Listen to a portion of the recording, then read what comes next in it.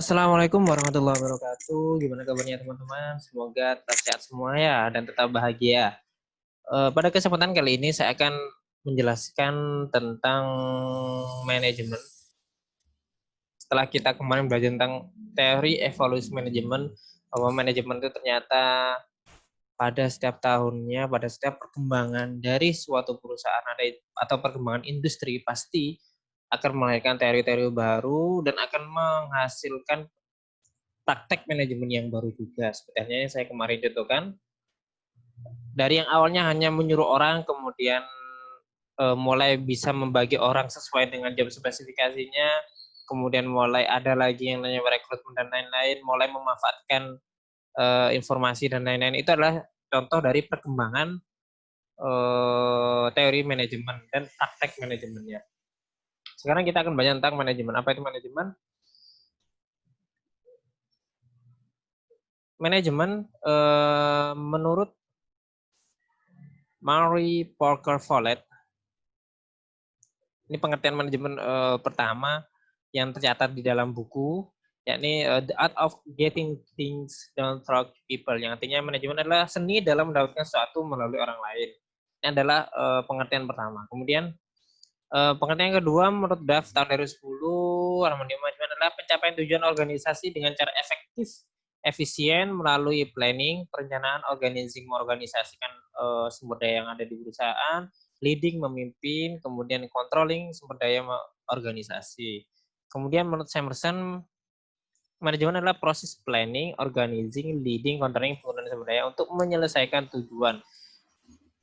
Dari semua pengertian ini sebenarnya ujungnya satu, yakni ada tujuan yang ingin dicapai oleh perusahaan atau organisasi. Maka ketika mau mencapai tujuan tersebut, maka perusahaan butuh konsep manajerial atau kita bisa sebut dengan konsep dari manajemen yang terwujud dalam planning, perencanaan, organizing, mengorganisasikan, leading, memimpin, kemudian yang terakhir adalah controlling. Apa yang dimaksud dengan efektif dan efisien? Kita akan sebagai ekonom atau sebagai mahasiswa kita sering mendengar istilah ada efektif dan efisien. Ya, efektif adalah mengerjakan sesuatu yang benar, mengerjakan sesuatu yang benar.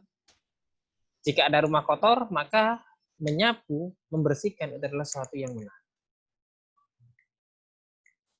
Kemudian efisien yakni mengerjakan sesuatu dengan cara yang benar.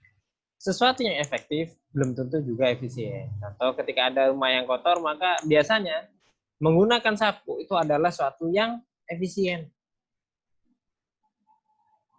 Tapi kalau sama pas rumah kotor, kemudian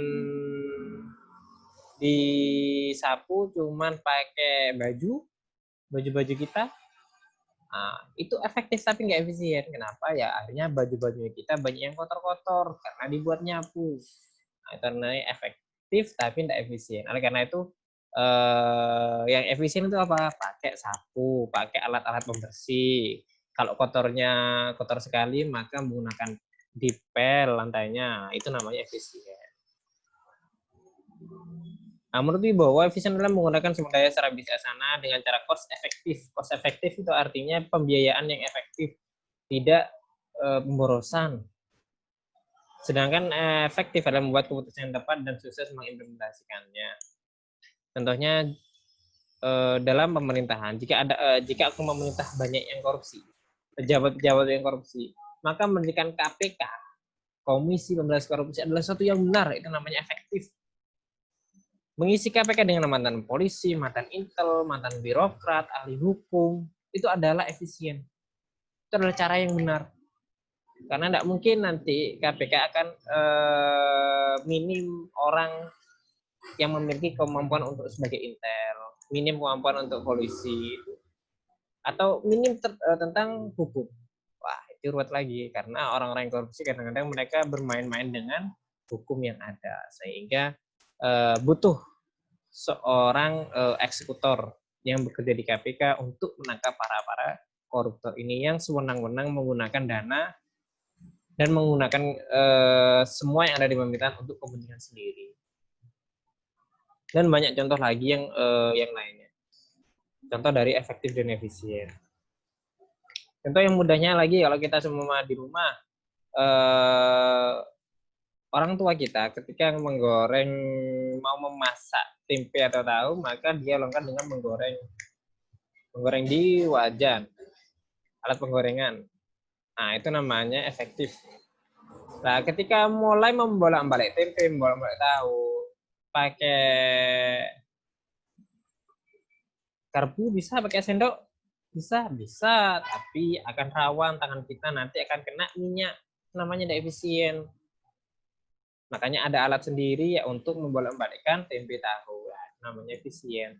Nah, banyaklah contoh efektif dan efisien itu dalam kehidupan berkeluargaan yang sering kita jumpai. Tapi kalau sama contoh lebih luas lagi, ya contohnya pemerintah itu menggunakan KPK untuk menangkap para koruptor. Meskipun sekarang mungkin kondisi KPK yang di Indonesia rada melemah karena dilemahkan oleh DPR dan lain-lain. Kemudian fungsi manajemen. Menurut Gary Terry, fungsi manajemen ada 4, yakni planning, organizing, executing, controlling. Planning perencanaan, organizing, executing. Executing itu menjalankan. Kemudian controlling, melakukan pengawasan. Menurut Samuelson tahun 2010 halaman 17, fungsi manajemen ada 4, planning, organizing, leading, controlling. Jadi tidak ada executing, langsung leading, yakni memimpin. Menurut Ernest Dale, fungsi manajemen menyangkut planning, perencanaan, organisasi, staffing, penyusunan kerja. Nah, jadi setelah kita membuat suatu organisasi, kemudian meletakkan orang-orang yang tepat pada posisinya, itu namanya staffing. Directing, kemudian mengarahkan mereka ke tugasnya mereka masing-masing. Kemudian selain planning, organisasi, staffing, dan directing, ditambah lagi inovasi. Manajemen itu butuh yang namanya inovasi, karena sekarang orang dituntut untuk melakukan perubahan baik dari produk atau pelaksanaan suatu pekerjaan atau pelayanan, butuh inovasi atau produk-produk baru yang inovasi sekali. Contohnya kayak HP kan sekarang banyak yang berinovasi, yang dulunya cuma pakai untuk nelpon dan lain-lain, sekarang sudah bisa buat untuk kerja, bisa untuk berkuliah dan lain-lain. Itu kan gambaran dari inovasi. Kemudian reporting, penyajian, laporan, kemudian controlling, pengarahan. Kemudian itu dari fungsi manajemen, dan nantinya akan kita bahas lagi di pertemuan selanjutnya tentang planning, organizing, executing, dan controlling, atau leading dan controlling, atau yang lainnya. Oke, tipe manajerial secara vertikal itu ada top level manager, ada middle level manager, dan fourth level manager. Top level manager itu biasanya big boss, CEO itu top level manager. Kalau middle level manager itu seperti kepala departemen, kemudian kepala kantor, nah, itu namanya middle level manager. Kalau first level manager atau manajer tingkat bawah itu seperti supervisor tingkat daerah, supervisor tingkat provinsi, itu yang disebut dengan first level manager atau manajer tingkat bawah.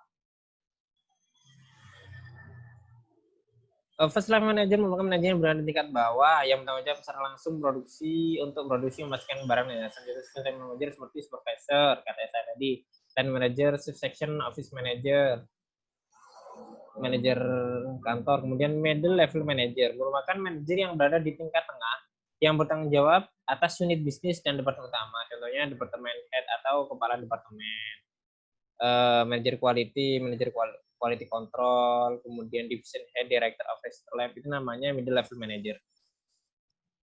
Di perusahaan-perusahaan besar, contohnya Unilever mungkin. Unilever itu memiliki banyak produk. Unilever mempunyai banyak produk, dan setiap produk itu memiliki kepala sendiri. Nah, ini yang disebut dengan departemen head. Ada Unilever punya produk Lifebuoy, sabun Lifebuoy. Nah, itu mereka mempunyai departemen sendiri. Nah, kepala departemennya itu yang disebut dengan middle level manager. Bagian penjualan produknya itu masuk di fourth level manager. Kemudian ada top level manager, merupakan manajer pada tingkat puncak yang bertanggung jawab untuk menetapkan tujuan organisasi, mendefinisikan strategi untuk mencapai tujuan, memonitor, membuat keputusan, mengiris organisasi. Contohnya ya ini pemilik perusahaan, presiden direktur, CEO, dewan direksi, ini merupakan top level manager, orang yang berada di atas yang menaungi kalau semua Unilever ya berarti orang yang menjadi presiden direkturnya Unilever. Ini contohnya. Nah, presidir ini adalah top level manager. Kemudian si financial, direktur home personal, direktur food, direktur es krim, direktur supply chain, direktur consumer development, direktur human resource and corporate relation. Ini merupakan middle manager atau manager tingkat tengah. Sedangkan yang di bawahnya ini adalah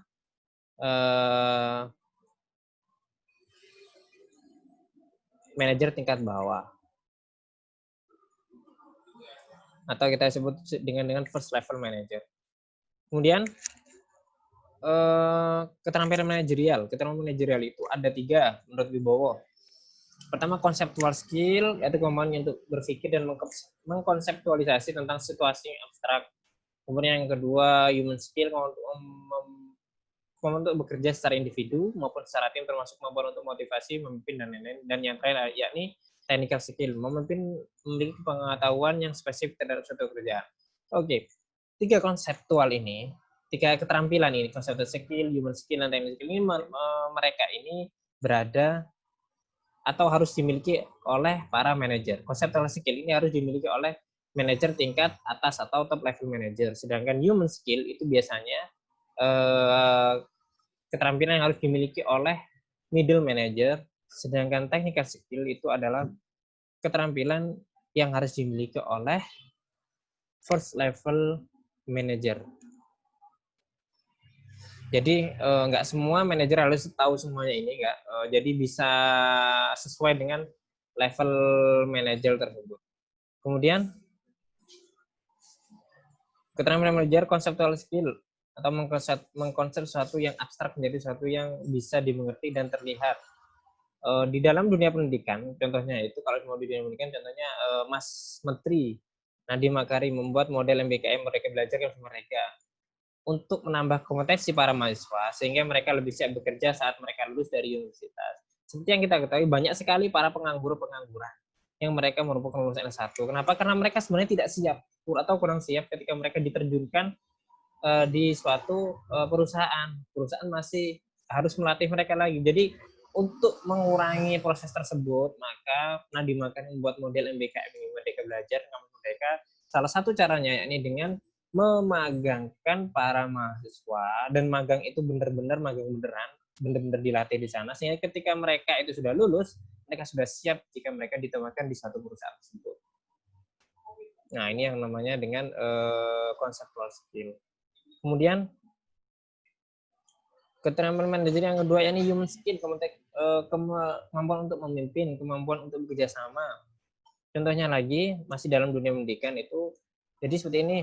Rektor UM Jember itu kita bisa disebut dengan middle level manager jika diurut ke atas sampai ke Nadiem Makarim. Jadi Nadiem Makarim itu bisa kita sebut dengan top level manager, dan para rektor-rektor di universitas itu bisa kita sebut dengan middle level manager atau manajer tingkat tengah. Rektor UM Jember itu meminta seluruh fakultas di UM Jember untuk melakukan pembelajaran secara online dengan mengoptimalkan e-study, dan meminta pelayanan kepada mahasiswa tetap berjalan meski dengan cara online. Memberikan tugas tambahan kepada LPM, lembaga penyelenggara mutu, mengawasi pelaksanaan perkuliahan sehingga pelaksanaan menjadi lancar dan sesuai rencana. Ini adalah human skill, keterampilan untuk memotivasi, untuk bekerja sama, untuk mengarahkan para bawahan sehingga mereka bisa bekerja optimal dan sesuai dengan tujuan dari lembaga pendidikan tersebut.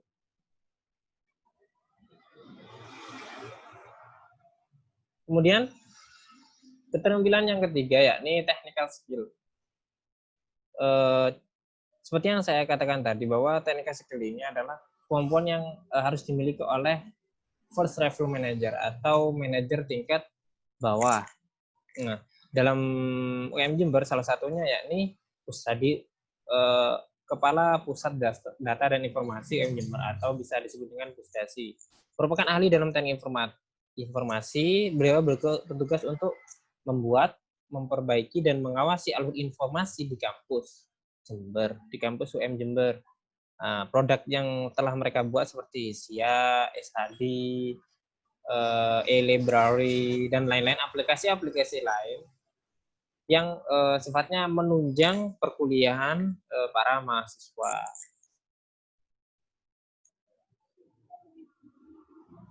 Kemudian faktor penting yang perlu dihadapi oleh seorang manajer.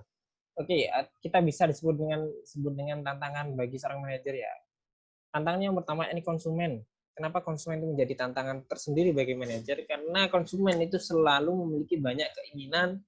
Kalau kebutuhannya mungkin satu, kita bisa analis, tapi kalau keinginan itu mungkin bisa jadi lebih banyak. Sehingga perlu yang namanya kreativitas dari seorang manajer, sehingga mereka bisa melayani apa saja keinginan dan kebutuhan dari konsumen.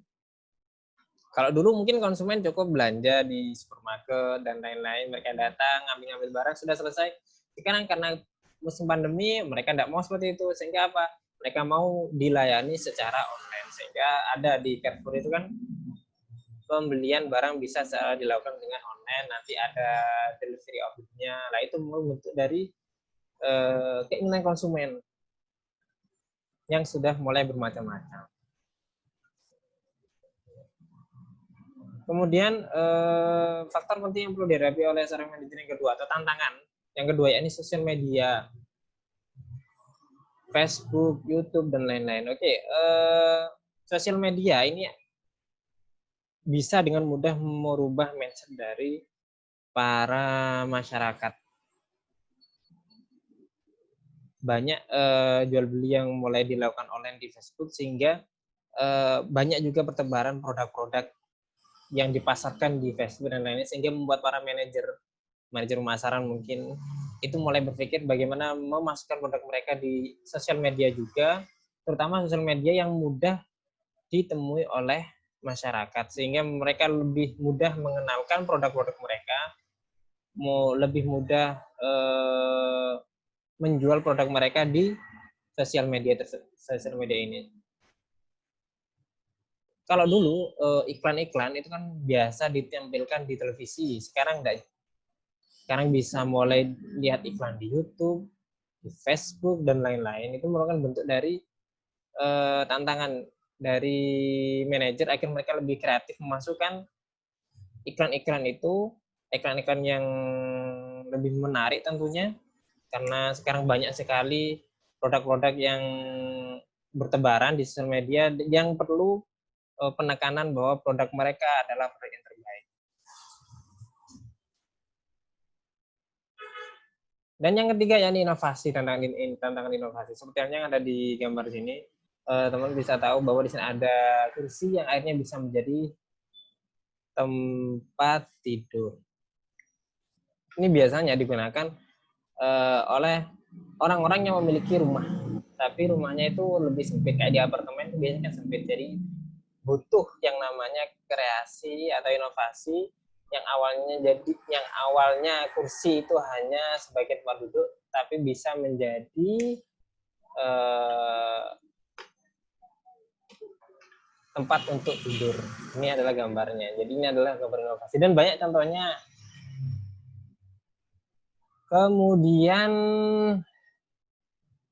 yang terakhir yakni sustainability atau keberlanjutan. Jadi perusahaan-perusahaan itu kenapa harus punya jangka panjang, rencana jangka panjang, strategi jangka panjang? Karena mereka tidak mau perusahaan yang mereka dirikan itu hanya bertahan hanya beberapa tahun. Makanya perlu yang namanya sustainability. Kalau inovasi perlu yang adanya inovasi secara terus-menerus. Ini namanya sustainability. Kalau dulu Bank BCA itu selain bank-bank yang ada selain melayani simpan pinjam, nabung dan lain-lain, sekarang mulai melayani e-money. Jadi kalau dulu melayaninya bisa pakai ATM, kalau jual beli sekarang ada tambahan lagi bisa menggunakan e-money sehingga mempermudah mereka kalau semua mereka bertransaksi di Indomaret atau dimanapun. Nah itu bentuk dari sustainability dari keberlanjutan dalam melayani konsumen, memudahkan konsumen sehingga mereka bisa tetap berjalan perusahaan itu dalam jangka waktu yang lama. Oke, itu adalah materi yang dapat saya sampaikan di pengantar manajemen ini. Dan untuk materi selanjutnya tentang fungsi manajemen akan saya berikan di minggu depan. Akhirul kalam, tetap semangat belajar, tetap sering baca buku. Assalamualaikum warahmatullahi wabarakatuh.